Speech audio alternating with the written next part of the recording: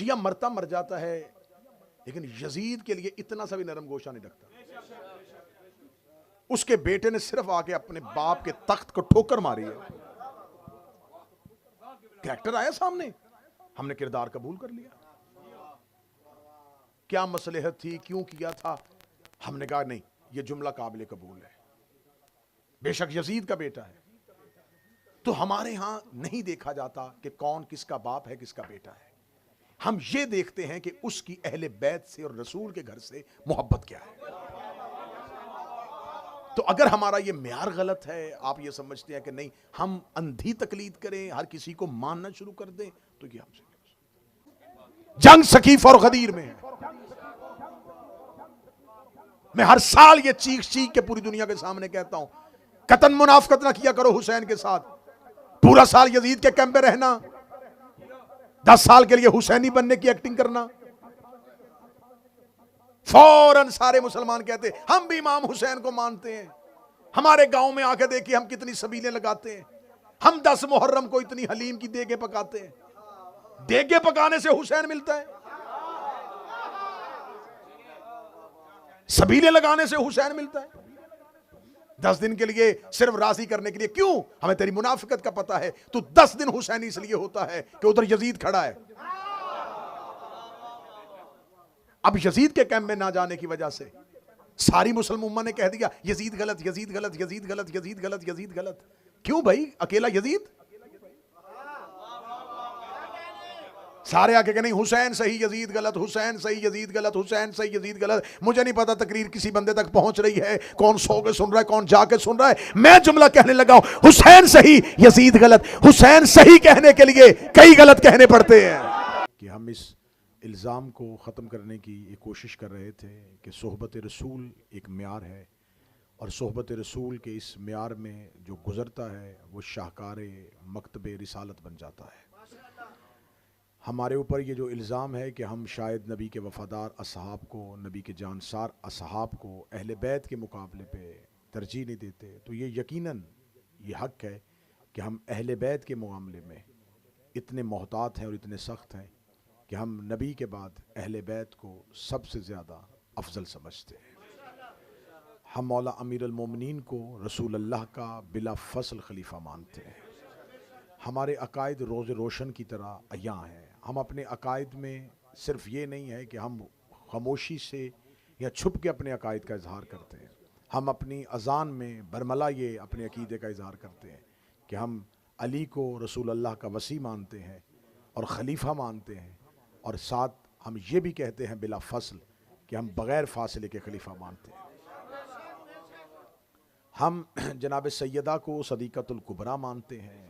उनका हक़ हक़ फ़दक जो था उस मुतालबे पे सैयदा को हक़ पर समझते हैं।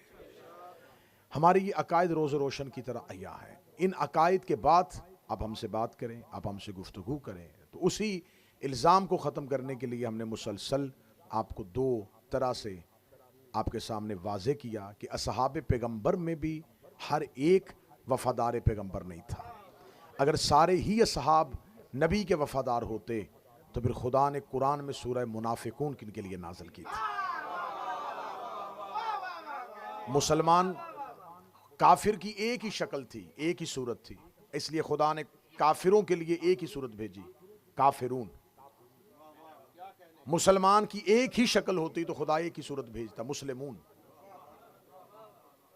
लेकिन खुदा ने काफिरों के लिए काफिरून भेजी, मुसलमानों के लिए मुस्लिमून नहीं, 2 सूरतें भेजी, मोमिनून मुनाफिकून।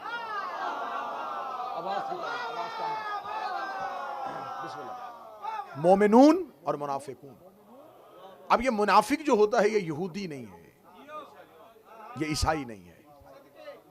खुदा ने मुशरिकून भेज दी है, खुदा ने काफिरून भेज दी है, लेकिन यहां खुदा ने अगर मुनाफिकून सूरत भेजी है तो उससे मुराद यहूदी या ईसाई नहीं है। मुनाफिक निफाक से निकला है, निफाक नफक से निकला है, जिसके अंदर कुछ हो और वह जाहिर कुछ करे, जिसकी खुदा ने वाज़ेह तौर पे ये अलामत बता दी थी कि मेरा हबीब इनके दिलों में ईमान नहीं है, ये सिर्फ जुबान से ला इलाहा इल्लल्लाह कह रहे हैं।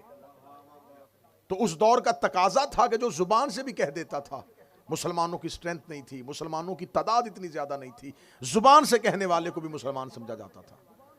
लेकिन खुदा ने जब मुसलमानों की अक्सरियत बन गई, जब जमातें, मुसलमानों की जमात एक कसीर तादाद में तब्दील हो गई, तो खुदा ने कहा मेरा हबीब अब वाजे कर दे कि अब ये जितना जौग दर जौग लश्कर मुसलमान हो रहा है, ये सारे ही मुसलमान नहीं है। अब इनके अंदर दो ग्रोह हैं, एक है मोमिनून और एक है मुनाफिकून। दौरे पैगंबर पे नबी और अल्लाह को खबर थी, क्योंकि रसूल की महफिल में लोग बैठते थे, दिल के अंदर कुछ होता था, जुबान पे कुछ होता। जो ही महफिल रसूल से निकलते थे, फिर रसूल की महफिल से निकल के वो खुल के अपने अकीदे का इजहार करते थे, और खुदा बजरिया जिब्राइल रसूल को हुक्म पहुंचा देते थे, मेरा हबीब ये जो अभी तेरे पास से उठ के गए, अभी अभी ये तेरे पास जो बैठे हुए थे, इन्होंने तेरी गैर मौजूदगी में तेरी इस बात का ये मजाक उड़ाया है। तो ये सारी बातें दौरे रसूल में तो वाज़ेह होती रहीं, और रसूल बताते रहे कि खुदा बार बार कह रहा है मुनाफिकून के लिए ये आयत भी भेजी है, ये भी मुनाफिकीन के लिए भेजी है, ये भी मुनाफिकीन के लिए भेजी है। आखिर एक दिन महफिल पैगंबर में रसूल के जलीलुल कद्र सहाबा बैठे थे, जिनमें हजरत सलेमान मोहम्मदी और हजरत अबू ज़र बैठे हुए थे।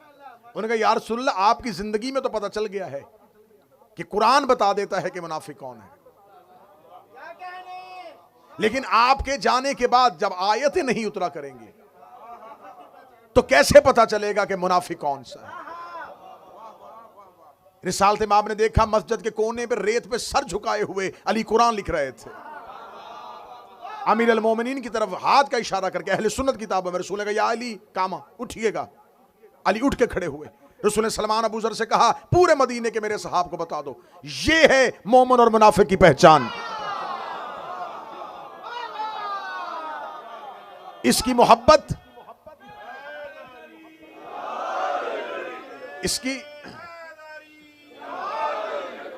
इसकी मोहब्बत ऐन ईमान है,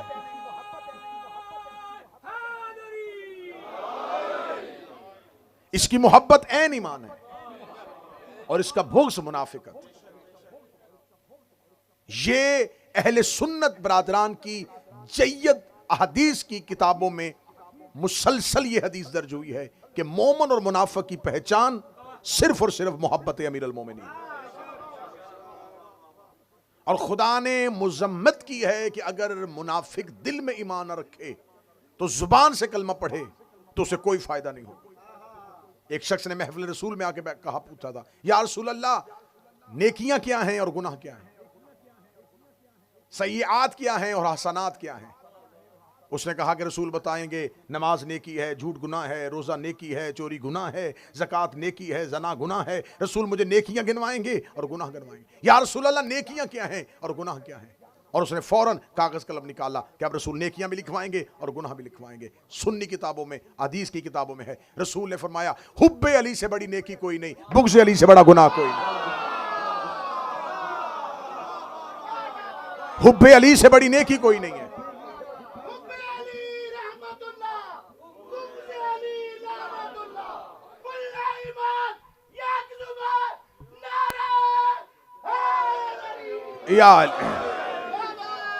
हुब्बे अली से बड़ी नेकी कोई नहीं है, बुग़्ज़ अली से बड़ा गुनाह कोई नहीं। अगर दिल में अली की मोहब्बत ना हो और दिल में अली की दुश्मनी एक राई के दाने के बराबर भी हो,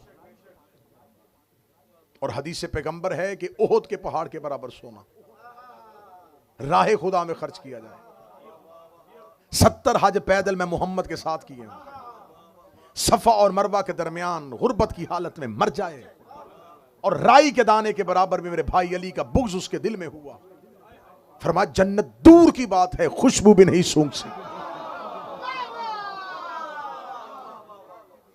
इसकी वजाहत की थी जब हज़रत हमारे यासर ने पूछा था या रसूल अल्लाह, मुझसे असहाब पूछते हैं कि रसूल ने कहा है कि मेरे भाई अली की मोहब्बत दिल में नहीं होगी तो कोई नेकी फायदा नहीं देगी। कितनी बेहतरीन वजाहत की। फरमाया इसलिए कि बुग़्ज़ अली निजासत है। एक बर्तन में निजासत का एक कतरा डाल दिया जाए, फिर उसके बाद जो भी चीज पाक डालेंगे वो खुद ब खुद निजस हो जाएगी। मैं समझा था शायद इसके बाद मुझे समझाने की जरूरत नहीं पड़ेगी। निजासत का एक कतरा डाल दिया जाए, पाक चीज भी डालो तो निजस हो जाएगी। बुग़्ज़ अली है निजासत, दिल में रख के नमाज भी पढ़ो,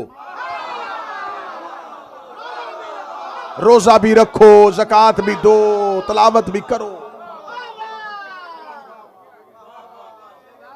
जंग सफीन में जब मौला अमीर अल मोमिनीन ने अपने एक असहाबी से कहा था कि जाओ लश्कर शाम पे हमला करो, वो लश्कर शाम पे हमला करने के लिए अपना एक दस्ता लेके आगे बढ़ा तो उन्होंने देखा कि माल के अस्तर आ रहा है, उन्होंने फौरन कुरान नेज़ों पे बुलंद कर लिया, माल के अस्तर अपना लश्कर लेके वापस आ गए। अली ने फरमाया मालिक हमला क्यों नहीं करके आए? फरमाया मौला हमला करने गया था लेकिन उन्होंने कुरान नेज़ों पे उठा लिए, कुरान नेज़ों पे उठा लिए हैं। तारीख कहती है अली बिजली किसी तेजी से घोड़े की जीन पे आए, अली ने अपनी जुल्फकार को हवा में लहराया। मालिक ने कहा मौला कहां जा रहे? फरमाया इन पर हमला करने के लिए। उसने कहा मौला हमला मैं भी कर सकता था लेकिन मौला मैं तो कुरान दे के वापस आ गया। अली ने भागते घोड़े की सीन पे कहा मालिक कुरान इनके हलकों में अटका हुआ है, कुरान इनकी गर्दनों में फंसा हुआ है। उसने कहा मौला ऐसे भी कारी होते हैं जो कुरान पढ़े और कुरान हलक में रुक जाए। फरमाया तूने नबी से नहीं सुना अल कुरान मा अली व अली मा अल कुरान, कुरान और अली हमेशा इकट्ठे होते हैं।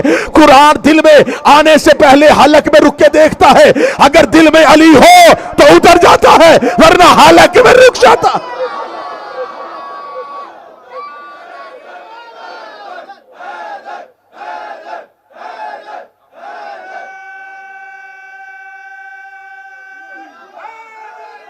यार बिस्मिल्लाह।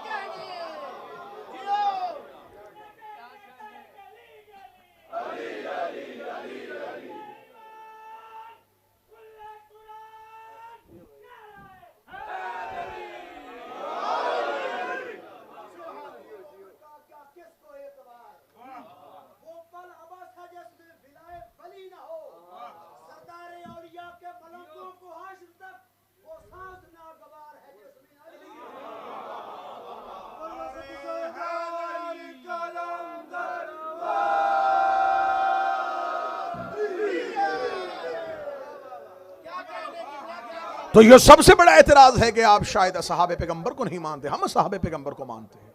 लेकिन कुरान हमें बता रहा है कि हर सहाबी मोमिन नहीं था। 12 मुनाफिकीन के नाम तो रसूल लिखवा के गए थे हुजैफा को।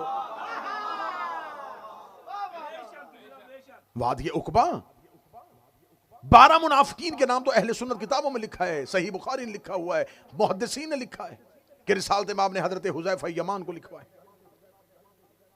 हुजैफा के पास वो नाम मौजूद थे और बहुत बड़ी शख्सियत रसूल के जाने के बाद, क्योंकि रसूल ने कहा था हुजैफा मुनाफिक की सबसे बड़ी निशानी क्या होगी?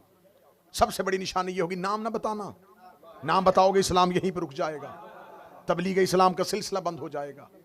ये आवाज बुलंद कर देंगे कल मुसलमान करता है, मुसलमान करने के बाद फिर उनके कत्ल के फतवे दे देता है, तबलीग इस्लाम रुक जाएगी, तू नाम ना बताना। हुजैफा ने कहा मौला कैसे हो सकता है कि दिलों में मुनाफिकत रखें, आपसे दुश्मनी रखें, आपके कत्ल का इरादा करें, आपकी ऊंटनी को पहाड़ी से गिराने का सोचें और इनके नाम ना बताए जाएं। फरमाया हुजैफा एक निशानी है, मेरी जिंदगी में मरेंगे मैं जनाजा नहीं पढ़ाऊंगा, मेरे बाद मरेंगे अली जनाजा नहीं पढ़ाएगा। अब हमसे ये ना पूछा करो कि तुम किसे मानते हो किसे नहीं मानते, हमें ये बताया हो कि अली किसके जनाजे में गए थे।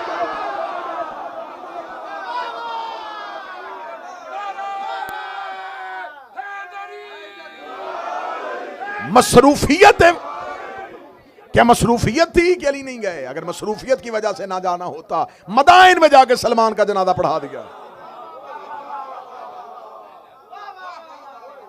मुनाफिक का जनाजा रसूल ने फरमाया।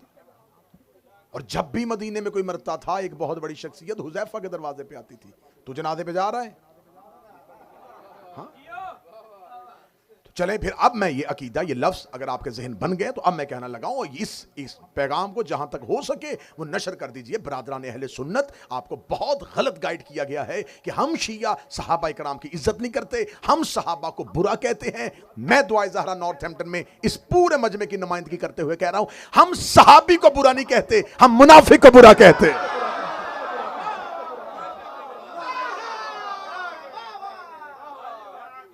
हम सहाबा पैगंबर को मानते हैं लेकिन हम मुनाफिकीन को नहीं मानते। और जब आप हम पर एतराज करते हैं ना, तो मैंने तो पहली 2, 3, 4 मजलिसों में बार बार ये रिपीट किया है कि आपके पास भी तो मुकम्मल बायोग्राफी जिन साहब की है उनकी तादाद तो 7,000 है, उनसे ज्यादा को तो आप ही नहीं मानते। जब आप हम पर एतराज करते हैं ना कि शिया सहाबा को नहीं मानते, मैं खुल के बात कर लेता हूं, बंदे खुल के बात नहीं करते। आपके जहन में कुछ लोग होते हैं,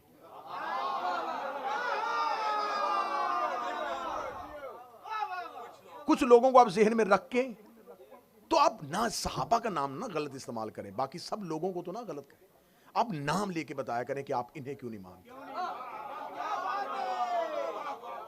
अकीदे में खुल के आए ना कि आप चंद नाम जहन में रख के कहते जी आप सहाबा को क्यों नहीं मानते, और फिर हम भी ऐसे ही जवाब देते हैं, हम भी उन्हीं को जहन में रख के हम भी कह देते हैं कि हम सबको नहीं मानते।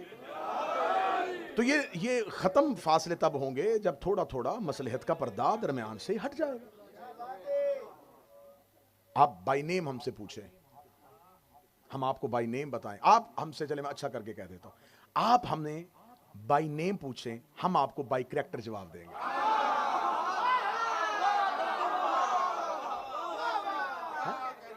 आप हमें बाय नेम बताएं कि आप कहें जी आप इनको क्यों नहीं मानते, हम फौरन किताबों से कैरेक्टर पढ़ेंगे, उस पढ़ने के बाद आपको कहेंगे जी ये किरदार है। हम शख्सियत परस्ती नहीं करते, हम किरदार की इज्जत करते हैं। अगर तो ये किरदार इज्जत के काबिल है तो मान ले। यकीन करें हम फैमिली बैकग्राउंड की वजह से ना किसी को छोड़ते हैं ना मानते। अगर हम फैमिली बैकग्राउंड देखते तो मोहम्मद बिन अबी बकर को क्यों मानते।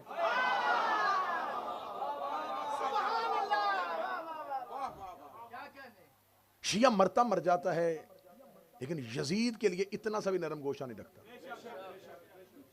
उसके बेटे ने सिर्फ आके अपने बाप के तख्त को ठोकर मारी है, कैरेक्टर आया सामने, हमने किरदार कबूल कर लिया। क्या मसलहत थी, क्यों किया था, हमने कहा नहीं ये जुमला काबिल कबूल है, बेशक यजीद का बेटा है। तो हमारे यहां नहीं देखा जाता कि कौन किसका बाप है किसका बेटा है, हम ये देखते हैं कि उसकी अहले बैत से और रसूल के घर से मोहब्बत क्या है। तो अगर हमारा ये म्यार गलत है, आप ये समझते हैं कि नहीं हम अंधी तकलीद करें, हर किसी को मानना शुरू कर दें, तो ये हमसे नहीं हो सकता। अब हम आपको बताते हैं कि असहाबे पैगंबर में से देखें, ये जो इतना बड़ा वाकया रूनुमा हो गया है, 10 दिन से हम रो रहे हैं, 10 दिन से हम सड़कों पे हैं, पूरी दुनिया का हर शिया इन 10 दिनों में स्याह लिबास पहन के एहतजाज कर रहा है। यह एहतजाज किस चीज का है? इमाम हुसैन की शहादत का, कि 61 हिजरी को 10 मुहर्रम को इराक के सहरा में नबी के खानदान का एक कत्ल हुआ है। हम आज तक सड़कों पर इसलिए फिर रहे हैं, एहतजाज इसलिए कर रहे हैं कि उस कत्ल के हकीकी कातिल गिरफ्तार नहीं हुए। मैं बड़ी अहम गुफ्तगू आपसे करना चाहूंगा, क्योंकि शब अशूर है तो मैं चाहता हूं कि पैगाम पूरे का पूरा नशर हो जाए। हम ये चाहते हैं कि कत्ले हुसैन पर इंसाफ हो।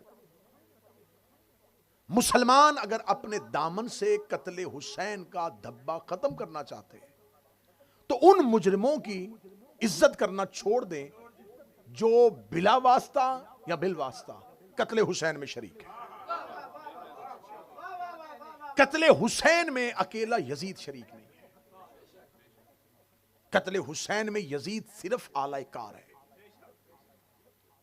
यजीद के पीछे कुछ मुहर्रिकात हैं जिनकी वजह से उसने इतना बड़ा कदम उठा लिया कि जिसका कलमा पड़ता था उसी का खानदान कत्ल किया। और यह वाकया कोई 200 साल बाद भी नहीं हुआ, नबी के जाने के 50 साल बाद। उस दौर में अगर जाकर देखें तो उस दौर में लोगों की जो एवरेज एज है वो 100 साल से ऊपर होती थी। इमाम हुसैन अलैहिस्सलाम के असहाब में से 90-91 साल के असहाब तो हुसैन के साथ लड़ रहे थे, इमाम हुसैन के लश्कर में शामिल थे। तो इसका मतलब है कि 100+ लोग आसानी से जी लेते थे। और यह वाकया करबला कब हुआ? रसूल की शहादत से 50 साल बाद। इसका मतलब है कि वो लोग जिंदा थे जिन्होंने अपनी आंखों से नबी को देखा था। वो रसूल जिंदा थे जिन्होंने अपनी आंखों से नबी की गोद में हुसैन देखा। उन लोगों ने इस कत्ल में क्या किरदार अदा किया? वो वाकया करबला में कहां थे? क्योंकि मुस्लिम उम्मा दो हिस्सों में तकसीम हो चुकी थी। एक वो थे जो यजीद की हुकूमत और यजीद की मुमलकत को इस्लामी हुकूमत समझ रहे थे, और ये लोग कौन से थे? नबी के दौर के लोग थे।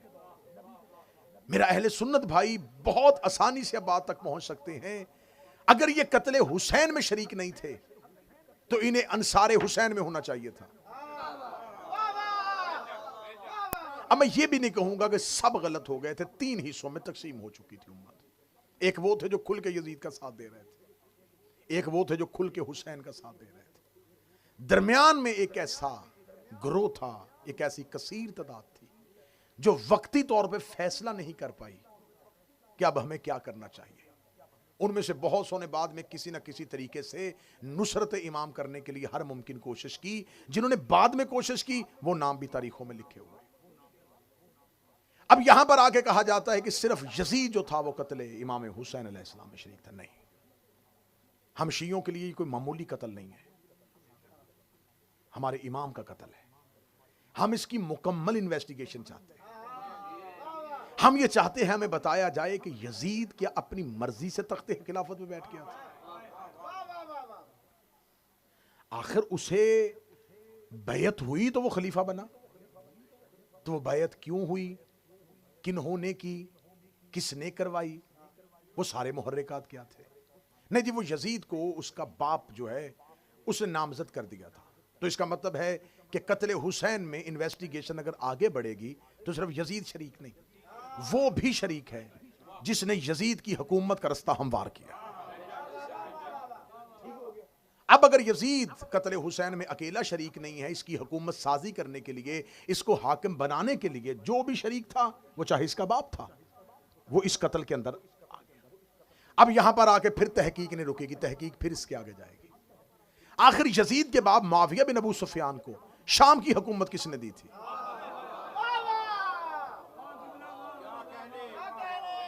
अगर आप सुराग लगाना चाहें तो फिर सुराग तो लग सकता है।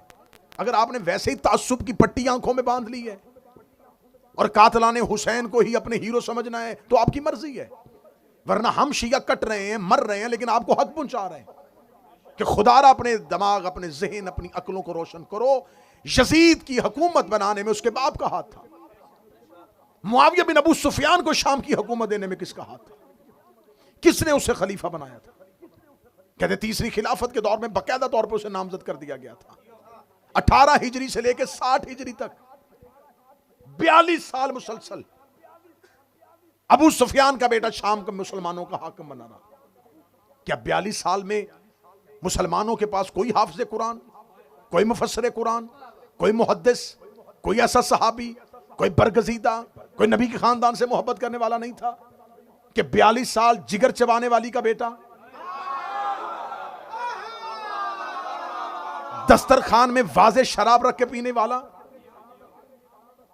कुत्तों और बंदरों से खेलने वाला, वो मुसलमानों का हाकिम बन के हुकूमत करता रहा और किसी ने भी ना पूछा? नहीं, ये सब जी बनी उमैया की नस्ल और है। और फिर जाके बहुत बड़ा तारीख का धोखा दिया जिसमें अक्सरियत हमारे शियों की भी आ गई कि बनी उमैया जो थे ये बनी हाशिम के रिश्तेदार ही थे, पीछे से इनका शजरा एक था। गलत। खुदा ने कुरान में पहले कह दिया है शजरा तैयबा और है, शजरा खबीसा और है। अगर शजरा एक होता, मौजू ठीक है जी, अगर शजरा एक होता तो खुदा एक ही शजरे की बात करता। खुदा ने कुरान में 2 शजरों की बात की है, शजरा तैयबा, शजरा खबीसा। शजरा मलऊना और है, शजरा तैयबा और है, 2 शजरे हैं। अब मैं आपको बता देता हूं। अब्दे मनाफ के 2 बेटे, एक का नाम अम्र जिसे हाशिम कहते, दूसरे का नाम अब्दुल शम्स। कहा जाता है कि अब्दुल शम्स का जो बेटा था वो उमैया था। उमैया अब्दुल शम्स का बेटा नहीं था। अब्दुल शम्स के बेटे का नाम रुबैया था। उमैया अब्दुल शम्स का गुलाम था।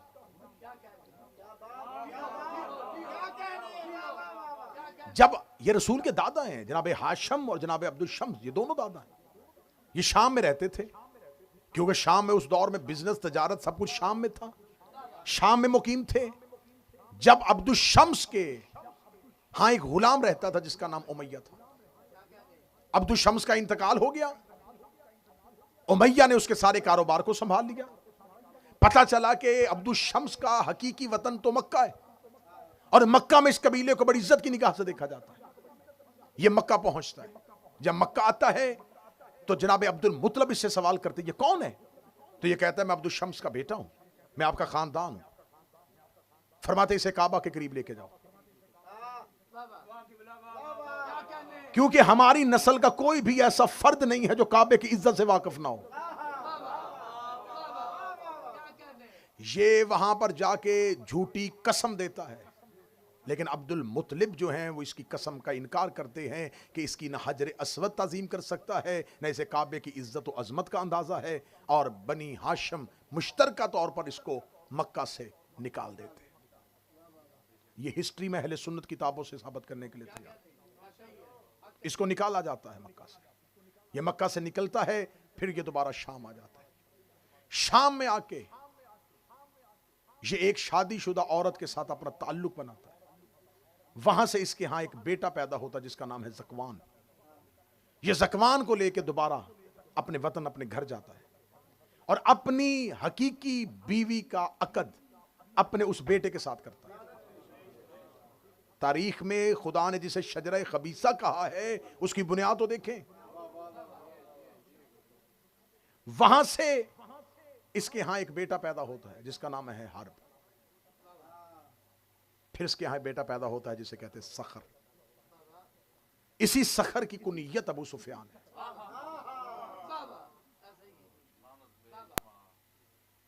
अबू सुफियान के यहां फिर 3 बेटे आते हैं।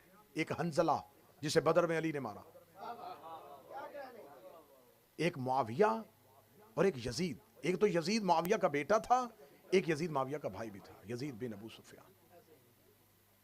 उधर से हरब के हाँ एक और बेटा है अबू सुफियान के अलावा, जिसका नाम है आस। आस के फिर 2 बेटे हैं, एक का नाम है हकम और एक का नाम है अफ़ान। हकम का बेटा मरवान और आस का बेटा उस्मान। उफान का बेटा उस्मान। फिर इसमें से एक बेटा है जिसका नाम है उकबा। उकबा का एक बेटा है वलीद। ये वही वलीद है जब इमाम हुसैन से बैत मांगी गई तो ये मदीने का वाली था, मदीने का हाकम था। इसको खिलाफत के दौर में कूफे का हाकम बना दिया गया था। यह कूफे का मुसलमानों का वाली बना हुआ था दौर यजीद में। और अहले सुन्नत किताबें कहती हैं इसने शराब के नशे में आके फजर की नमाज मुसलमानों को पढ़ाई, और 2 रकत की बजाय 4 रकत नमाज पढ़ाई। माल के अश्तर वहां मौजूद थे। ये शराब के नशे में बेहोश होकर मुसल्ले पे गिरा। लोगों ने इसकी अंगूठी उतारी, क्योंकि अंगूठी खलीफा की जो हाकम होता है वो मोहर होती है उसकी। अंगूठी उतार के मदीने भेज दी कि या अली ये देखिए क्या हो रहा है, एक शराबी को यहां पे हाकम बनाया हुआ और वो मुसलमानों को नमाज पढ़ा रहा है। क्या किया गया? उसको मजूल किया गया? नहीं, उसको मजूल करने के बजाय उसको मदीने जैसी अहम पोस्ट को बुला लिया गया। ये तमाम काम जो हो रहा था, ये बनी उमैया का जो शजरा फैल रहा था, कोई कूफे का वाली बन रहा था, कोई शाम का वाली बन रहा था, किसी को यमन का वाली बनाया जा रहा था। अब मेरा अहले सुन्नत भाइयों से सवाल है कि आप हमारा गिरेबान पकड़ते कि आप सहाबा को नहीं मानते। क्या उस दौर में नबी के जलीलुल कदर सहाब मौजूद नहीं थे? क्या अबू जर कूफा का गवर्नर नहीं बन सकता था? क्या सलमान शाम का हाकम नहीं बन सकता था? क्या मिकदाद को किसी मुल्क की गवर्नरी दी गई हो? तो इन तमाम शख्सियात को छोड़ के सिर्फ बनी उमैया को नवाजना, कि दूसरी खिलाफत के दौर में जब बनी उमैया मुकम्मल तौर पे शाम का कंट्रोल संभाल लेते हैं और 42 साल तक उनकी हुकूमत चलती रहती है, और 42 साल सिर्फ और सिर्फ एक उम्मत को अली की दुश्मनी में पाला जाता है। तो अब इधर ये है एक पूरा शजरा जो अहले बैत की दुश्मनी में है। सवाल यह पैदा होता है कि यजीद की हुकूमत साजी में किसका हाथ था? मुआविया का। मुआविया को किसने बनाया था? तीसरी खिलाफत के दौर में तीसरे खलीफा की हुकूमत किसने बनाई थी? 6 लोगों की कमेटी ने। 6 लोगों की कमेटी किसने चुनी थी? दूसरे खलीफा ने। दूसरे को नामजद किसने किया था? पहले खलीफा ने। पहला खलीफा किसने चुना था? सकीफा ने। जो कत्ल हुआ ये कौन था? हुसैन। ये किसका बेटा था? अली का। अली को किसने हाकम बनाया था? रसूल ने। कहां बनाया था? गदीर में। झगड़ा हुसैन और यजीद का नहीं, झगड़ा सकीफ और गदीर का है।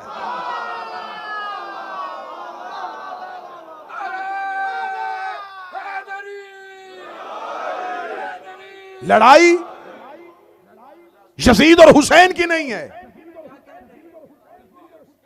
जंग सकीफ और गदीर में है। मैं हर साल ये चीख चीख के पूरी दुनिया के सामने कहता हूं, कतन मुनाफकत ना किया करो हुसैन के साथ। पूरा साल यजीद के कैंप में रहना, 10 साल के लिए हुसैनी बनने की एक्टिंग करना, फौरन सारे मुसलमान कहते हम भी इमाम हुसैन को मानते हैं। हमारे गांव में आके देखिए हम कितनी सबीलें लगाते हैं, हम 10 मुहर्रम को इतनी हलीम की देगे पकाते हैं। देगे पकाने से हुसैन मिलता है? सबीलें लगाने से हुसैन मिलता है? 10 दिन के लिए सिर्फ राजी करने के लिए। क्यों? हमें तेरी मुनाफिकत का पता है। तू 10 दिन हुसैन इसलिए होता है कि उधर यजीद खड़ा है। अब यजीद के कैंप में ना जाने की वजह से सारी मुस्लिम उम्मा ने कह दिया यजीद गलत, यजीद गलत, यजीद गलत, यजीद गलत, यजीद गलत। क्यों भाई? अकेला यजीद? सारे आके कह नहीं हुसैन सही यजीद गलत, हुसैन सही यजीद गलत, हुसैन सही यजीद गलत। मुझे नहीं पता तकरीर किसी बंदे तक पहुंच रही है, कौन सो के सुन रहा है, कौन जाके सुन रहा है। मैं जुमला कहने लगा हूं, हुसैन सही यजीद गलत। हुसैन सही कहने के लिए कई गलत कहने पड़ते हैं। इतना सस्ता नहीं है हुसैन।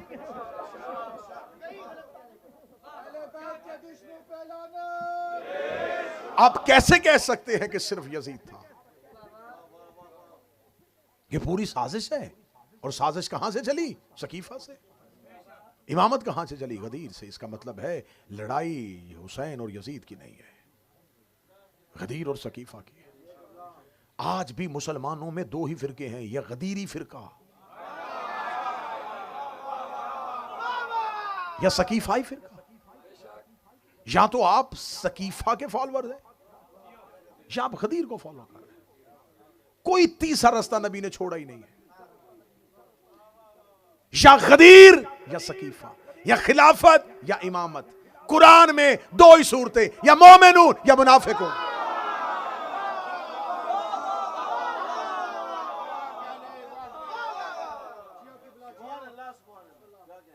गदीर में कौन कौन है? आओ मैं तुम्हें गदीर तलाशी दे लेते हैं ना, अपने अपने मकतब की तलाशी दे देते हैं। भाई नबी के खानदान के कातिल ढूंढने हैं ना, तो आओ अपना अपना मकतब खोलो, तलाशी दो। आओ हमारा मकतब देख लो। हमारे पास अली है, हसन है, हुसैन है, ज़ैनुल आबिदीन है, मोहम्मद बाकिर है, जाफर सादिक है, मूसा आज़म है, अली रजा है, तकी है, नकी है, अस्करी है, महदी है। लो तलाशी, इनमें से किसी में ऐब निकाल के दिखाओ।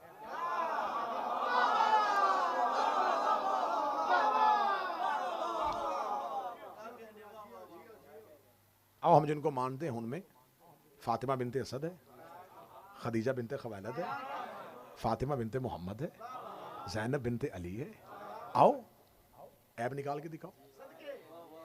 दी है ना तलाशी? दी है ना? दी है तो फिर तलाशी लेनी भी तो है।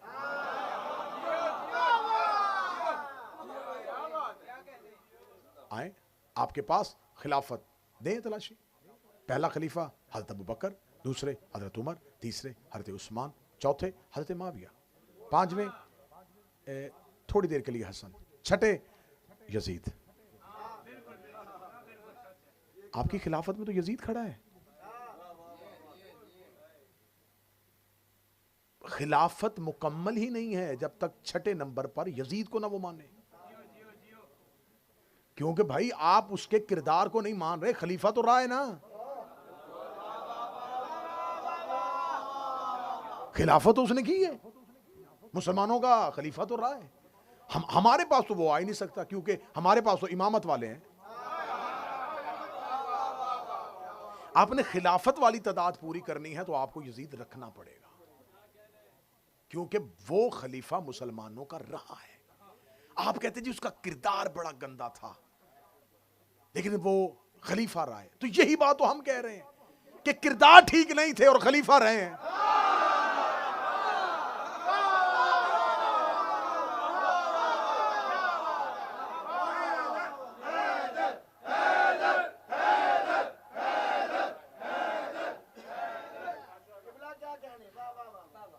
हर बंदे की ख्वाहिश होती है कि मुझे डॉक्टर मेडिसिन वो दे जो मैं आराम से खाऊं। इंजेक्शन कौन खुशी से लगवाता है भाई? तकलीफ वाला मरहला कौन खुशी से लेता है? यजीद मीठी गोली थी, खा ली, फौरी तौर पे कह दिया हाँ हाँ हाँ ले जाए, हम नहीं मानते। हजूर हम सिर्फ यजीद ही नहीं पकड़ेंगे, हमारी तो मजबूरी है, हम तो फिर जाएंगे कि आखिरी साजिश में कौन कौन कहां कहां से शरीक था। ये सब कुछ अचानक नहीं हुआ, अचानक हो गया। अचानक मुफ्तियों ने फतवे दे दिए हुसैन के कत्ल पे। वो जो मुफ्ती फतवे दे रहे थे वो वही मुफ्ती थे जो जुमा के खुतबों में मिंबरों पे अली को गालियां दे रहे थे। तो ये पूरी 50 साल में जो जमीन नबी के खानदान के खिलाफ तैयार हुई है, ये मेरा अहले सुन्नत भाई अचानक नहीं हुई। अगर मुहर्रम तुम्हें ले ही आया है हुसैन के घर में, हुसैन तुम्हें खींच ही लाया है अपने घर में, तो आज शब अशूर है, आज ही हुर बन जाओ।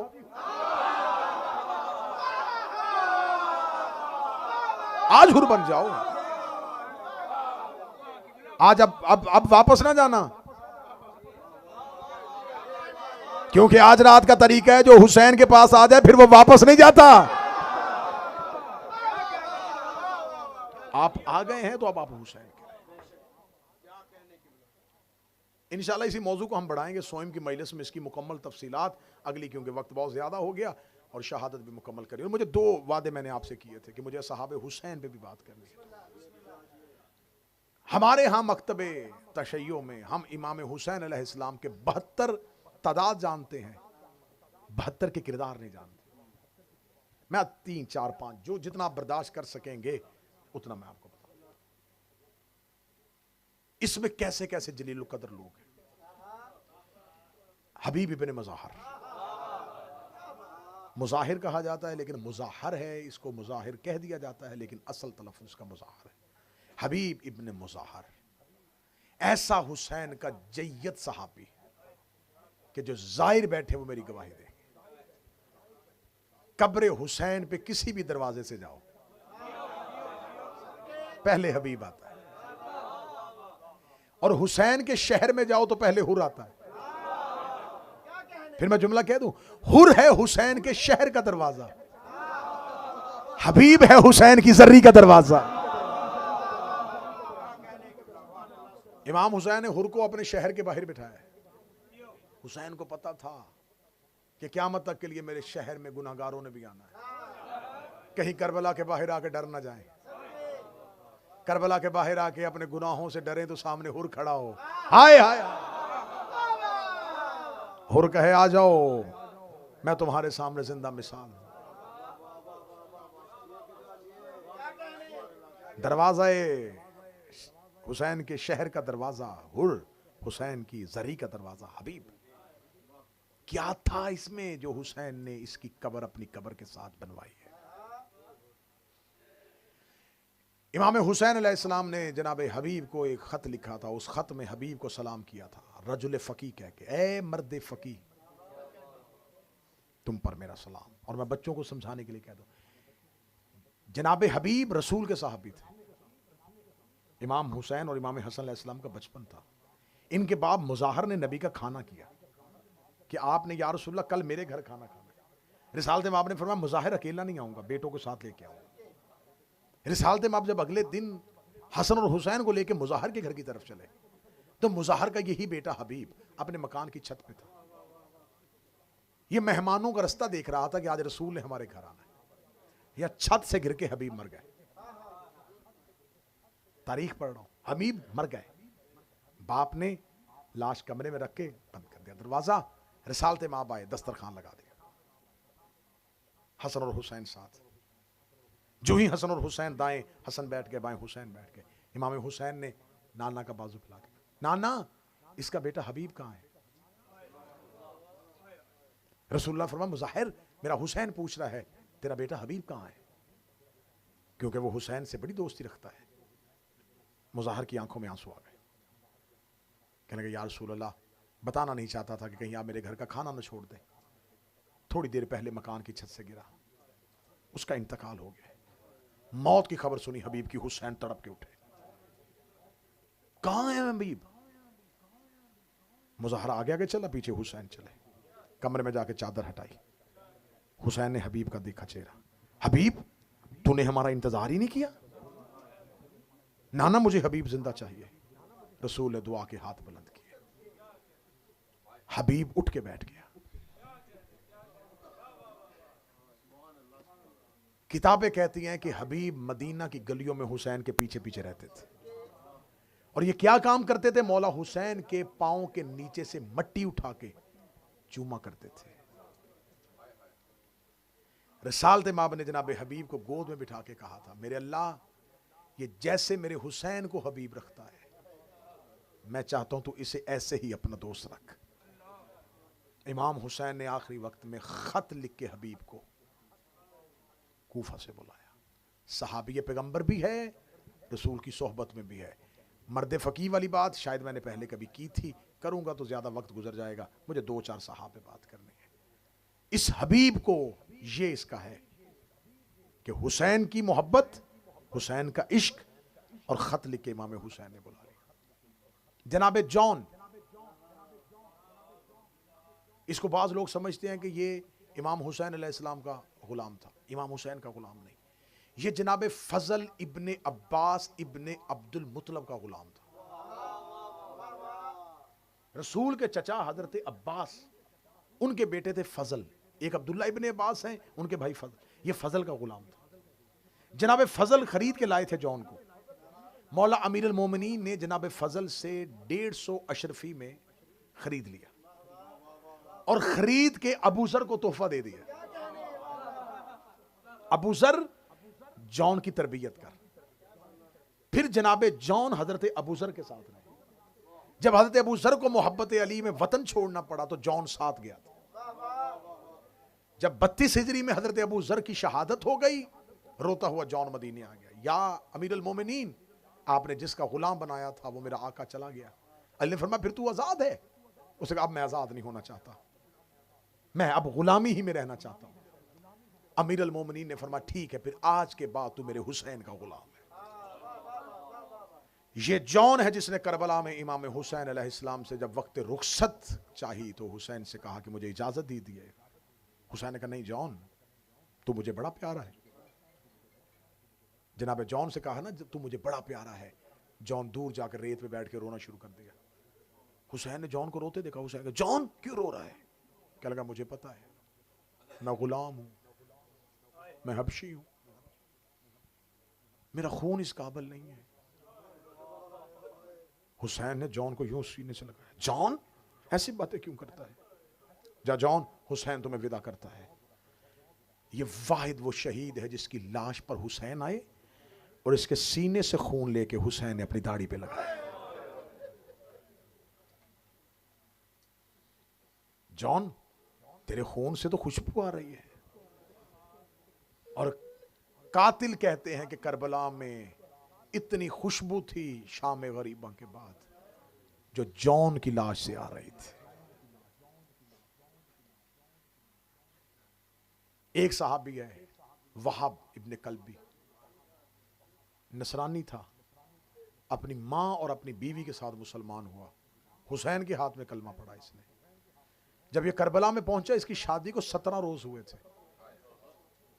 और अपनी मां और अपनी जोजा के साथ हुसैन के पास आ गया। मौला हुसैन, मैं मरना चाहता हूं।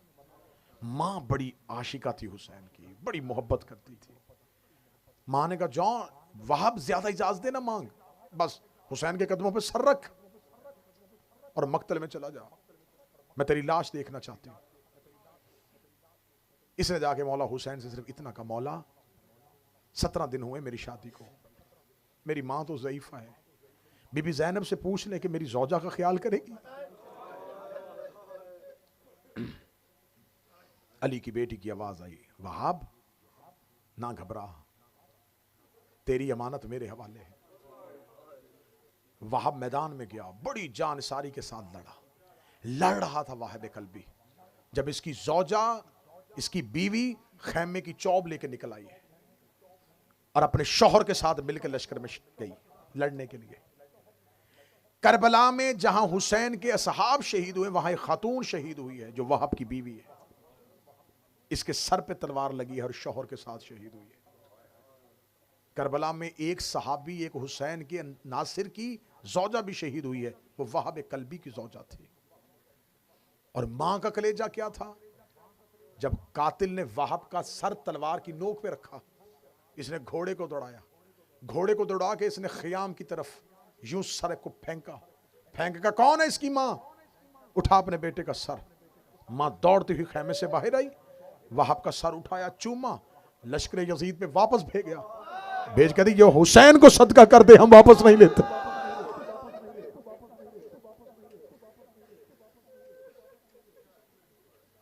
ज़ुहैर इब्न कैन पेशे के एतबार से तबीब था, पेशे के एतबार से तिब जानते थे, तीसरी खिलाफत का कायल था। यह नहीं है कि पहले से ही सही उल अकीदा शिया था, नहीं, तीसरी खिलाफत के दौर में उसने तीसरी खिलाफत का साथ दिया है। जब पता चला ना इमाम हुसैन मक्का पहुंच गए हैं, ज़ुहैर, ये बातें जरूरी हैं बच्चों को बताने के लिए। जनाब ज़ुहैर को पता चला कि हुसैन मक्का पहुंच गए हैं, ज़ुहैर ने कहा अगर मैं मक्का गया तो हुसैन कहीं मुझे अपने साथ ना ले जाएं। इसने अपना काफिला हुसैन से फासले पे रखा। यह मक्का के रास्ते में था जब हुसैन का काफिला दूर, हुसैन का पड़ाव था।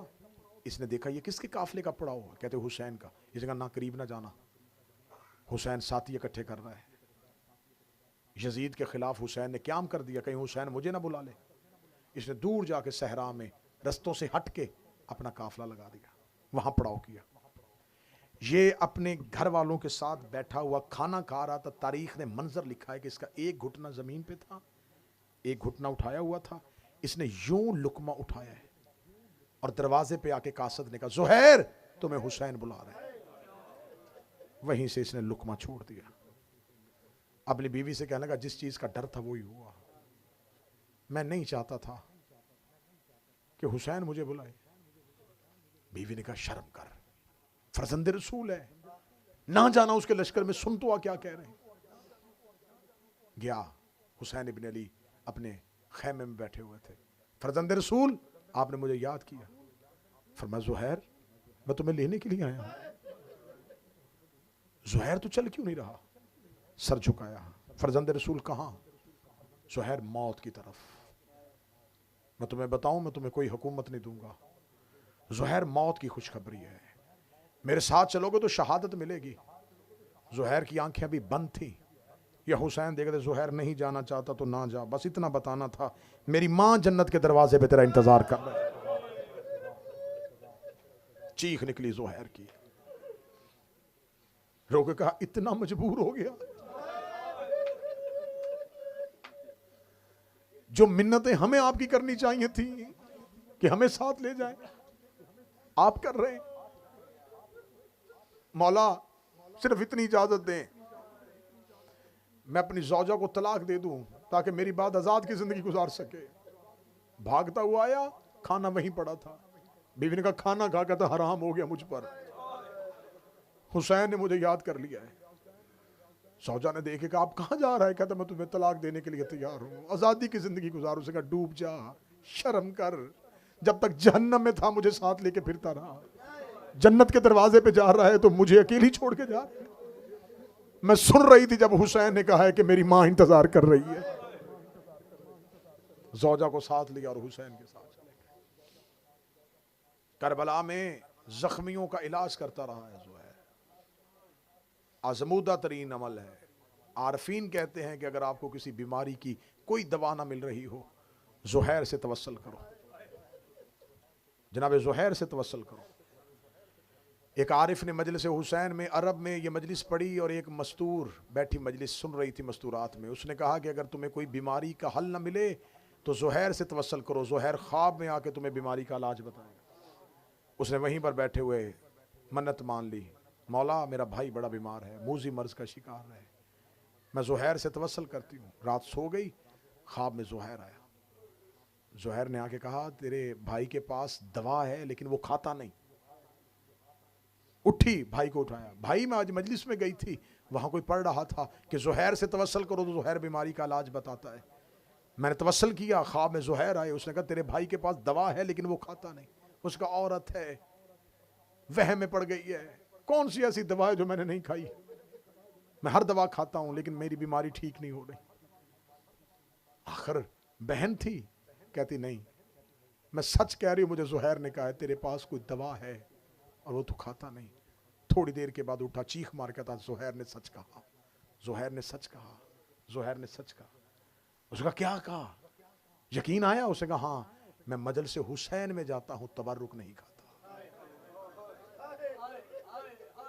तुम्हें हुसैन का वास्ता, अगर कोई छोटा सा भी तबर्रुक लेके खड़ा हो ना, नजरअंदाज ना किया करो। तुम्हें क्या पता है कि उसके पीछे उसका कितना खलूस है। मौला हुसैन के एक जाकर के बारे में मशहूर रवायत है कि उसने किसी जगह पे मजलिस के लिए गए थे, तो बानी मजलिस ने चाय का इंतज़ाम किया, कोई गरीब था, तो उसने चाय का घूंट लिया तो उसको चाय ठंडी महसूस हुई। उसने कहा मैं मेज़बान को कहूँगा, उसकी दिल आज़ारी होगी। उसे नज़र बचा के दरवाजे के बाहर चाय गिरा दी, जिक्र हुसैन करके घर आया। ख्वाब में सैयदा की आवाज़ आई, मैं तुझसे बड़ी नाराज़ हूँ। उसने कहा बीबी मैं तो तेरे बेटे का जिक्र करके आया हूँ। फरमा जिसे तूने गिराया है वो मैंने बनाई थी। तुझे क्या पता है कि ज़हरा हुसैन के तबर्रुक का इंतजाम खुद करती है? तुझे क्या पता है कि मैं फातिमा तो ज़हरा अपने बच्चे की मजलिसों में क्या क्या करती हूं? तुम्हें मौला हुसैन का वास्ता, सिर्फ मजलिस हुसैन का तकद्दुस समझ लो, जिक्र हुसैन का तकद्दुस समझ लो। वो बड़ा मशहूर है ना कि इमाम ने फरमाया था, अगर सैयदुल साजिदीन ने, कि मुझे करबला के बाद शादियां अच्छी नहीं लगती। मोमन ने कहा इसरार है मौला आइए। फरमाया फिर घर में मजलिस करवा, सिर्फ मैं नहीं आऊंगा, मेरी फूफी ज़ैनब भी आएगी। उसने मजलिस का इंतजाम किया, जिक्र हुसैन होता रहा, वो रास्ता देखता रहा, बाजार में देखे, मजलिस में देखे। जब मजलिस तमाम होने के करीब आई, उसने कहा सच्ची माँ का बेटा है, आपके हुक्म पे मैंने मजलिस करवाई थी, आप आए नहीं। या नीचे निगाह पड़ी, जहां लोगों ने अपने जूते उतारे हुए थे, वहां पर एक नईफ चादर के नीचे था। आवाज देके कहा मुझे वहां ना ढूंढ, तेरा इमाम यहां बैठा हुआ। फरजंदे रसूल मैंने आपके लिए नशिस्त लगाई है। फरमाया नहीं, जब मजलिस हुसैन में आओ तो ये सोचो पता नहीं कहां सजाद बैठे हुए हैं, तबर्रुक मिले, उसे जन्नत की गजा समझ के लो।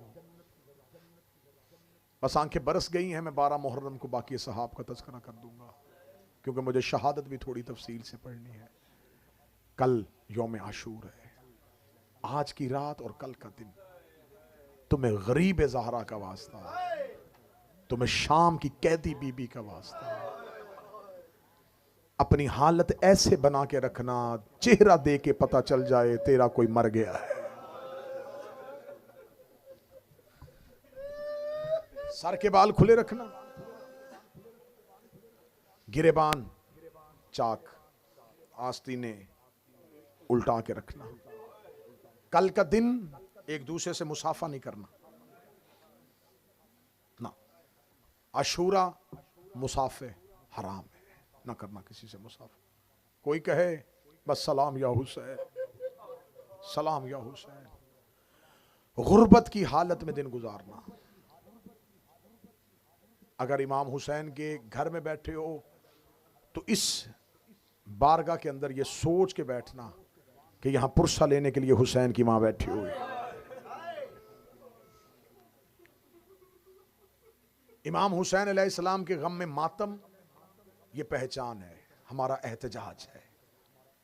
खून का पुरसा हर उस बदन पे आएगा जिसके रगों में कहीं ना कहीं खमीर में खाके करबला मौजूद है। आप जंजीर का मातम नहीं करते, लेकिन उन मातमियों के लिए आसानी पैदा करना। किसी मातमी का हाथ पकड़ लेना, किसी को पानी पिला देना, किसी को हवा दे देना, किसी न किसी तरीके से हुसैन की आज़ादारी में नुसरत जरूर करना। आप जुलूस में शामिल हो रहे हैं तो इसका मतलब यह नहीं है कि आप फुटपाथ पे चलें। यह हुसैन के लिए वॉक नहीं है, यह हुसैन का एहतजाज है। मातमी हल्के में आए, आप दो हाथ से नहीं कर सकते, आप एक हाथ से मातम करें। आप कमीज उतार नहीं सकते, आप कमीज पहन के मातम करें। जंजीर जनी, खून का पुरसा, एक मोमन दूसरे मोमन से मुतासर होता है उसका लहू देख के। बहुत दफा ऐसा होता है कि जंजीर जनी करते करते मोमन अज़ादार के जहन में ख्याल भी नहीं होता, लेकिन ऐसा इश्क, ऐसा वलवला देखता है कि वो भी हसरत करता है कि कोई मुझे जंजीर दो, मैं भी दो हाथ मारना चाहूँ। सफेद कपड़े पहन के भी मातम करोगे तो ये हुसैन की अज़ादारी की तशहीर है। हम मजलिसों के पोस्टर क्यों लगाते हैं? रियाकारी के लिए नहीं, ताकि जितने हो सके लोग मुतासर होके आए। मज़हब इस्लाम की हर इबादत में रियाकारी हराम है। आप नमाज नहीं पढ़ते, नमाजी की एक्टिंग करेंगे, हराम है। लेकिन वहद है हुसैन का जिक्र, जिसमें रसूल ने कहा है रो ना सको शक्ल बना लो। ये वो इबादत है जिसमें आके तुम रियाकारी भी करोगे तो इबादत में चली जाएगी। तुम रोने वाली शक्ल भी बनाओगे तो अजर हो जाएगा। सफेद कपड़े गम की निशानी, सफेद लिबास, ये बाद में स्याह लिबास जो है ये भी अरब में था, लेकिन सफेद लिबास भी कफन की अलामत है। अगर आज भी आपको अशूरा करबला में नसीब हो तो अशूरा में पूरा अरब इमाम हुसैन के हर्रम में सफेद लिबास में आता है। हम बर्रे सगीर पाको हिंद वाले लोग जो हैं, हम स्याह को 100 के सूरत में लेते हैं, अरब के लोग सफेद को 100 की सूरत में लेते हैं। सफेद कपड़े पहनकर भी गम मनाओगे फिर भी 100 की अलामत है। स्याह वाले सफेद पर एतराज न करना, सफेद वाले स्याह पर एतराज न करना। हुसैन की अज़ादारी की तशहीर होनी चाहिए, लहू का पुरसा होना चाहिए। हो सकता है कि कोई तेरी खून से भरी कमर दे के रो पड़े, क्योंकि ये जो मातमी के बदन पे जंजीर के निशान होते हैं ये क्यों हैं? हुसैन हम करबला में होते, हम अपना बदन तलवारों से जख्मी करवा लेते। मातमी की खून से भरी हुई पुश्त देख के शायद किसी को अकबर का सीना याद आ जाए, शायद किसी को अब्बास के कटे हुए बाजू याद आ जाए। रात शब-ए-दारी में गुजारना, आज की रात जागने की रात है। इंसान हो, बशरी तकाजा है, बदन थकेगा, नींद आनी शुरू हो, साथ वाला मोमन दूसरे मोमन को ये ना कि मैं तुम्हें जगह देता हूं सो जा, नहीं, देखो साथ वाले अज़ादार को नींद आ रही है, उसका कांधा हिलाना, उसका कांधा हिला के कहना थोड़ी देर जाग, अकबर की अजान होने वाली। ये वो रात है जिस रात में रुबाब का असगर भी नहीं सोया। ये वो रात है जिसमें हुसैन की सकीना भी नहीं सोई। आज की रात अली की बेटियों ने सिर्फ जाग के नहीं, रो रो के गुजारी है।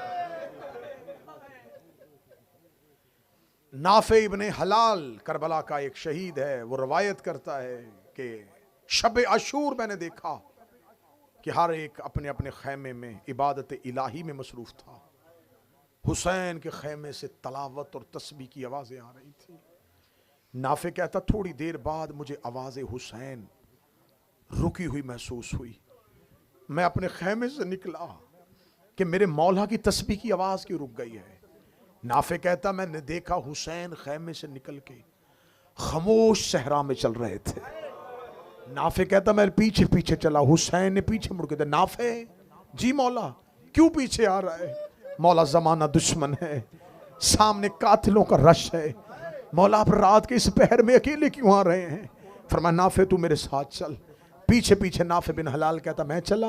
हुसैन चलते चलते एक जगह पे गए, उस रेत पे जाके हुसैन बैठ गए। हुसैन ने सर से इमामा उतारा, हुसैन ने वो रेत उठा के अपने चेहरे पे लगानी शुरू की। नाफे कहता मैंने गरीब ज़हरा की ये हालत देखी, मेरी चीखें बुलंद हुई। मैंने रो के कहा मौला हुसैन इस खास जगह पे आके क्यों रो रहे हैं?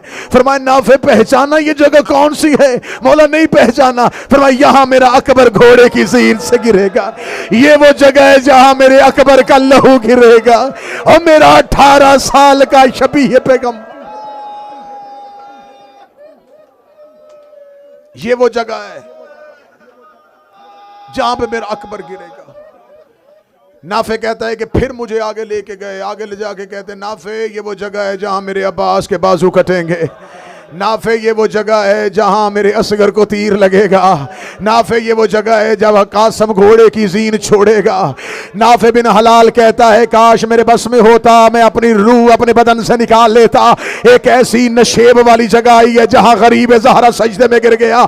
सजदे में गिर के हुसैन की आवाज आई, सच्ची है मेरी माँ, सदीका है मेरी माँ। मैंने कहा हुसैन क्या हुआ? फरमाया ये वो जगह है जहां तेरा ये मजलूम 13 ज़रबों से ज़िबा होगा। रो के कहने लगा मौला आप अपनी कत्लगाह पे क्यों आए हैं? फरमाया नाफे में अपने खेमे में तस्बीह कर रहा था, या मेरी मां ज़हरा की आवाज आई है, हुसैन एक बार जाके देख, मैं तेरी मक्तल अपने बालों से साफ करके आई हूं ताकि जब तू घोड़े की ज़ीन से गिरे तुझे कोई कंकर ना लगे, तुझे कोई पत्थर ना लगे। और रोती हुई आंखों से कहना जिस ज़हरा ने बेटे के गिरने की जगह बालों से साफ की थी उसकी बदन पे घोड़ों ने टापों के हाय हुसैन, हाय हुसैन, ऐसे चीखे मार के रो, तेरे घर में जनाजा है। चीखों वाली आवाजें ज़हरा को बड़ी अच्छी लगती हैं। तुम्हें गरीब ज़हरा का वास्ता, आज आहिस्ता आवाज में न रोना, आज जितना ऊंचा हो हाय हुसैन, हाय अकबर, हाय असगर। क्योंकि आज रात हमने सिर्फ ये कहना हाय हुसैन, हाय अकबर, हाय अब्बास। रात गुजर जाएगी, कल का दिन गुजर जाएगा, कल हम यहां बैठ के कहेंगे हाय ज़ैनब, हाय सकीना, हाय रुकैया।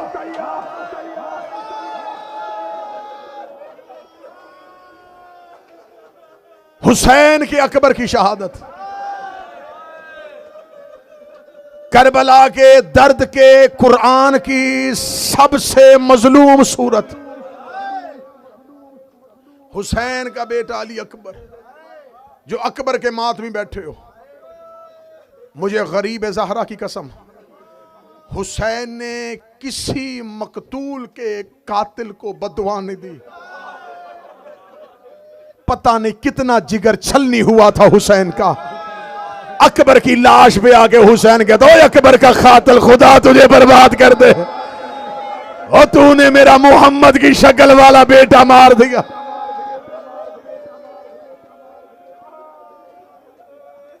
आए अकबर, टीले पे हुसैन, बाबा अल्लाह के हवाले। हुसैन ने कब्जाए तलवार से अपनी पेशानी को उठाया। अकबर छोड़ के जा रहा है। अकबर तेरा बाबा कहां जाएगा? अकबर ऐसे नहीं, पहले मां का विदा करके आ। शहजादा अली अकबर के आने से पहले अली की बेटी आलिया की आवाज है, सैयदादियों सब मेरे खेमे में आ जाओ। अली की बहुएं, अली की बेटियां आलिया के खेमे में चली गई।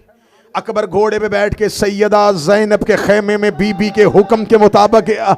बीबी ने कहा अकबर पैदल चल के नहीं, अपनी सवारी पे सवार हो के आ। अकबर सवारी पे सवार हो के आया। मक्तल ये कहती है, इब्न अशौब ने लिखा है कि जो ही हुसैन का अकबर ज़ैनब के खेमे में गया, अली की बेटी ने सैयदादियों के साथ अकबर के घोड़े के गिर्द हल्का बांधा। हल्का बांध के हर बीबी ने अपने हाथ में पत्थर उठाया, पत्थरों का मातम शुरू कर लिया। कोई कह रही है वाह अकबरा, कोई कह रही वाह मोहम्मदा, कोई कह रही वाह हुसैना, मुझे नहीं पता तेरे जिगर में ताकत है तो क्यों नहीं रो रहा। इधर बीबियों ने मातम शुरू किया, कोई कहती सर झुका मैं तेरी पेशानी चूमूं, कोई कहती चेहरा नीचे कर मैं तेरी दाढ़ी चूमूं, कोई कहती बटन खोल मैं तेरा सीना चूमूं, कोई कहती आस्तीन उलट मैं तेरी कलाइयां चूमूं। अकबर के घोड़े के सुबों में एक 4 साल की सैयदादी के हाथ आए, रो की आवाज आई, अकबर इनके कद ऊंचे हैं, मेरा कद छोटा है। अकबर अपना पांव रकाब से बाहर निकाल, अकबर ने पांव रकाब से बाहर निकाला, सकीना ने अकबर के पांव पे मुंह रखा, रो के कहती अकबर सुगरा के हिस्से का।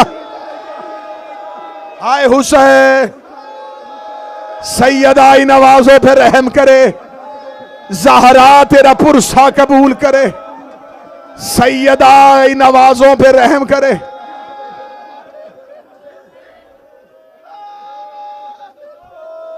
अकबर सुगरा के हिस्से का बोसा। पहला विदा हुआ अली की बेटी से। मीर अनीस ने इस मंजर को लिखा है। वो कहते ज़ैनब के खैमे से अकबर का घोड़ा नहीं, ज़ैनब के खैमे से अकबर का जनाजा निकल रहा था। अकबर दरवाजे पे आया, अलमों वाले अब्बास ने हाथ पकड़ा, अकबर अकबर जी चाचा गाजी। अकबर एक बार मां से मिल के आ, ये सतर मैं पढ़ूंगा मेरी माएं बहनें बेटियां जो सुन रही हैं। अकबर अपनी मां से मिल के आ। अब्बास हाथ थाम के ले आए बीबी लैला के खैमे पे। शहजादा अली अकबर खैमे के अंदर गए और बाहर आ गए। अब्बास की आवाज आई, अकबर इतनी जल्दी मिलाया? वादे चचा अब्बास मेरी मां खैमे में नहीं है। जब कहा ना मेरी मां खैमे में नहीं है, फरमाया फजल की मां देख, अकबर की मां खैमे में नहीं है। फजल की मां अब्बास की सोचा खैमे के अंदर गई। अकबर की मां खैमे की कनात के साथ खड़ी कांप रही थी। फजल की मां की आवाज आई, लैला तेरा अकबर मिलने के लिए आया था। फरमाया फजल की मां अब्बास से कह ज़ैनब से जाके मुझे इजाजत ले दे, मैं अकबर को बेटा कह लूं। मैंने 18 साल अकबर को बेटा नहीं कहा, 18 साल मैं अकबर की जवानियां देखती रही और मुझे एक बार अकबर को बेटा।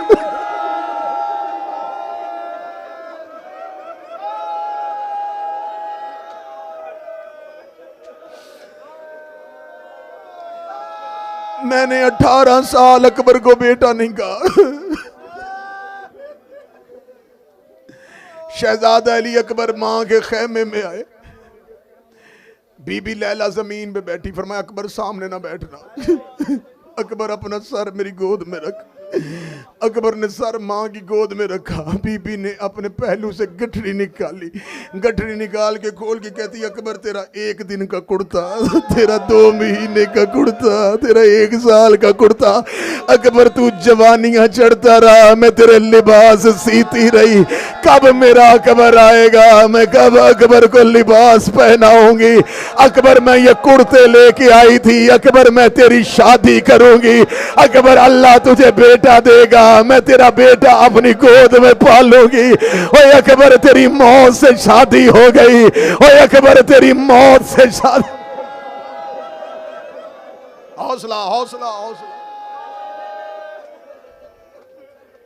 मैं डर डर के पढ़ रहा हूं ताकि तुम शहादत सुन सको और मैं पढ़ सकूं। रोते हुए अली अकबर। 9 विदा हैं, 7 विदा हैं या 13 विदा हैं। मैं सारे विदा पढ़ूंगा तो मुझसे शहादत नहीं पढ़ी जाएगी। पहला विदा अली की बेटी से, दूसरा विदा अकबर का अपनी मां लैला से। एक विदा पढ़ देता हूं। अकबर गए सज्जाद के खैमे। अब वो बोलो यार जिसका भाई है, जिसके जवान भाई हैं, अल्लाह अमजद के दर्जात बुलंद करे। जब गया है ना अकबर सज्जाद के खैमे में, सज्जाद रेत पे लेटा हुआ था। अकबर ने जाके सज्जाद के पांव पे अपना मुंह रखा। सज्जाद ने बंद आंखों को खोला, खोल के कहने लगा अकबर मिलने आया है या मरने जा रहा है। अकबर रो के कहता सज्जाद मरने जा रहा हूं। आवाज आई एक दफा मुझे खड़ा कर। सज्जाद के हाथों पे अकबर ने हाथ डाले। भाई के सामने भाई खड़ा हुआ। सज्जाद की आवाज आई अकबर एक बार मुझे सीने से लगा। अकबर ने सज्जाद को सीने से लगाया। अगला अगला जुमला तू घर तक रोएगा। सजाद रो के दे, अकबर तू मेरे बाबे का लाडला बेटा है, एक बार जाके बाबा से इतना पूछ ले, उनसे कह दे सज्जाद को तलवार दे दे, मैं मैदान में चला जाता हूं, मुझे लड़ने दे, शाम कोई और चला जाए, और मुझसे शाम नहीं जाया जाएगा। और मैं नंगे सरमा शराबियों के दरबार में, बदमाशों के मजमे में।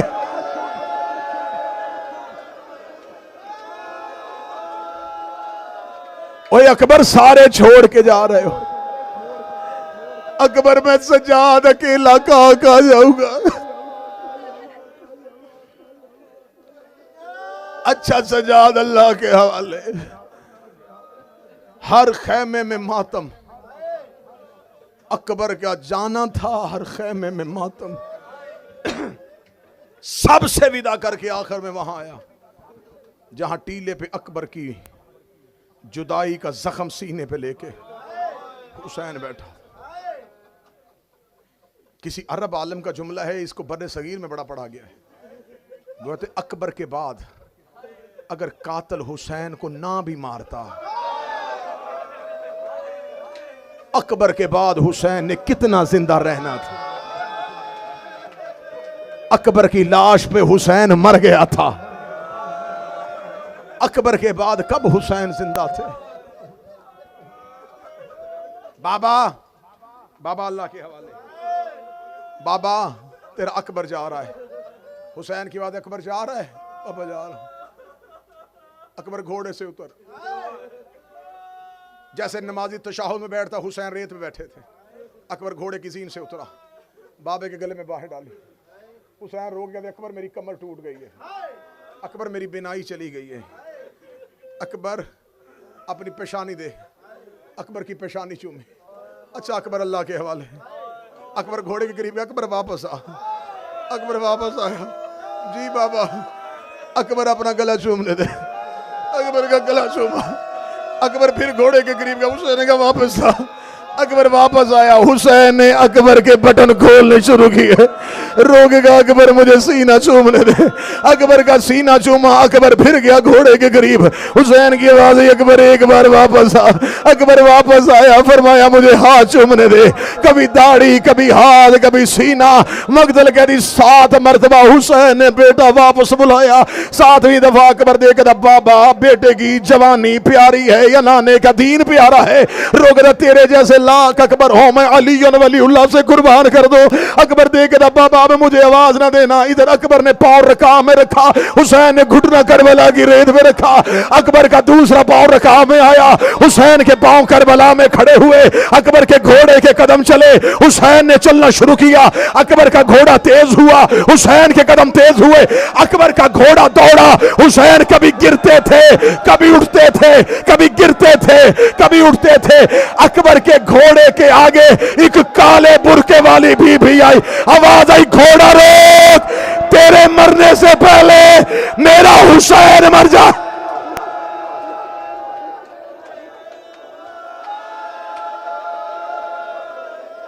अकबर अकबर घोड़ा रोक, अकबर घोड़ा रोक, अकबर तेरे मरने से पहले अकबर मेरा हुसैन मर जाएगा। हुसैन उठे, अकबर घोड़े की जीन से उतरा। गरीब ज़हरा की हालत, चेहरा रे से भरा हुआ। फरमाया अकबर, अकबर, ओए अकबर तू 57 साल का ज़ईफ होता, तेरा कोई 18 साल का बेटा होता। ओए अकबर मैं फिर पूछता, बूढ़ा बाप बेटे को कैसे मौत की तरफ भेजता है। अकबर की आवाज आई, बाबा बाबा ना इतना गरीब हो बाबा, वो देख मेरे कातिल कह के मार रहे। गरीब की आवाज, अकबर यहीं बैठा हूं। अब हुसैन न टीले पे न खेमे में, मकतल के दरमियान में हुसैन बैठ गया। हुसैन की आवाज है, अकबर इतना करीब ले जा, मुझे तेरी लाश तक आने में देर न लगे।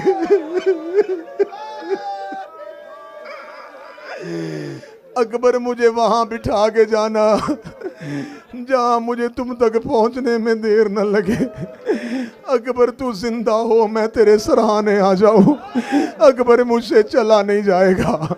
अकबर मेरी कमर टूट गई है। अकबर घोड़े की जीन पे बैठ गया। इधर अकबर के टापों की आवाज हुसैन के कानों में आई। रो के कहते अम्मा ज़हरा मेरा मुकद्दर, बाबा अली मेरा अकबर चला गया। हुसैन वहीं बैठे थे, या हुसैन के कान में आवाज आई बाबा मैं गिर गया, बाबा मैं गिर गया, बाबा मैं गिर गया, बाबा मैं गिर गया। मक्तल कहती गरीब ने उठने की कोशिश की, उठा नहीं गया। मुझे हुसैन की कसम है, तुम्हें लोग बताते हैं हुसैन कोहनियों के बल चला है। करबला की मक्तल कहती गरीब ज़हरा ने रेत पे हाथ मारने शुरू किए। रो रो के कह रहा था अकबर अकबर तेरा बाबा ज़ईफ हो गया। हौसला हौसला हौसला हौसला हौसला हौसला हौसला हौसला मेरा बेटा, हौसला हौसला हौसले के साथ, हौसले के साथ। और जवानों अपने बाप को नसीब हो सारी रात मातम करना।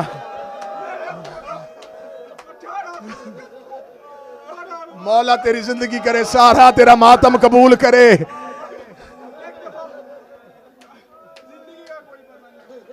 मैं पढ़ता हूं अकबर, मैं पढ़ता हूं अकबर, मेरा बेटा मैं पढ़ता हूं अकबर। तेरे घर में माँ भी होगी, तेरे घर में बाप भी होगा। मैं जिसकी शहादत पढ़ने आया हूं उसकी लाश पे ना बहन आ सकी है, उसकी लाश पे ना माँ आ सकी है। हुसैन कोहनियों के बल नहीं, हुसैन ने रेत पे हाथ मारने शुरू किए। हुसैन रो रो के कह रहे थे कोई मुझे अकबर तक ले जाए, कोई मुझे अकबर तक ले जाए, कोई मुझे अकबर तक ले जाए। ये है शहजादे का जनाजा। जनाजा सामने रख के कह रहा हूं, यहां से गुजरता था कोई हुसैन को ताजिया ना मारता, कोई हुसैन को तमाचा मारता। मार मार के कह रहे थे हमने तेरा अकबर मार दिया, हमने तेरा अकबर।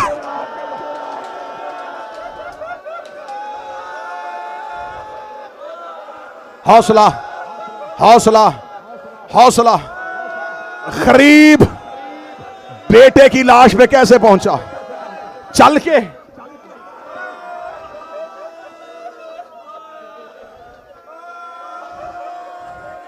रेत पे हाथ मारता जा रहा था।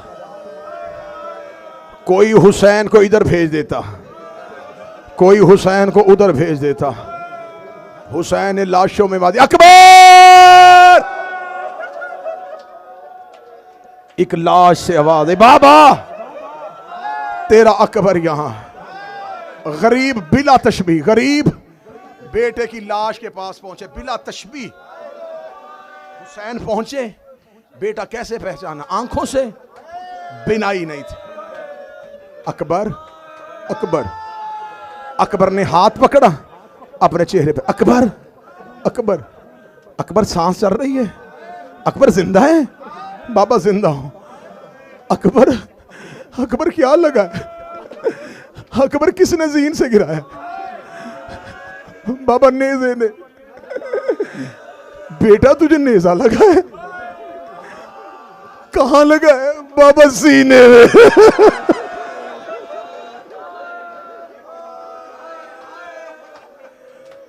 नफ्सियात का मामला है, नफ्सियात का। अल्लाह ना करे, अल्लाह ना करे बेटे को कांटा भी लगे ना। नासिर भाई बाप पूछता है पहले बता कहां लगा है, पहले जगह देखता है, फिर जल्दी से उस दर्द वाली जगह पे हाथ, बेटा तकलीफ तो नहीं?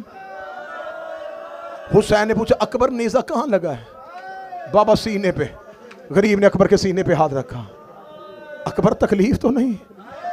अकबर कहता बाबा बर्छी तोड़ गया है, बाबा नेज़े की अन्नी मेरे जिगर के अंदर है। हुसैन की आवाज आई किसने मारा नेज़ा? फरमाया नुमैर के बेटे हसीन ने। फरमाया खुदा तुझे गर्क करे, वो तूने मेरे चांद के सीने पे नेज़ा उतार दिया। तेरा कातिल कहां खड़ा है? आवाज आई बाबा वो सामने खड़ा है। हुसैन की आवाज आई अकबर दे इजाजत, मैं तेरे सीने से बरसी निकालूं। अकबर की आवाज आई बाबा ऐसे नहीं, पहले दादा इब्राहिम बुला, दादा इस्माइल बुला, नजब से बाबा बुला, बकिये से मां बुला। आवाज आई सारे करबला के टीलों पे खड़े हैं। आखिरी जुमला और जनाजा जवान का उठ जाएगा। हुसैन ने अपना घुटना करबला की रेत पे रखा। हुसैन ने अकबर के नेज़े पे हाथ डाला। इधर हुसैन ने बरसी पे हाथ डाला। हुसैन ने बरसी बाहर निकाली, बरसी नहीं आई। अकबर का जिगर नेज़े की अन्नी पे आ गया। आवाज आई बाबा तेरा अकबर मर गया, तेरा अकबर मर गया। हाय जवान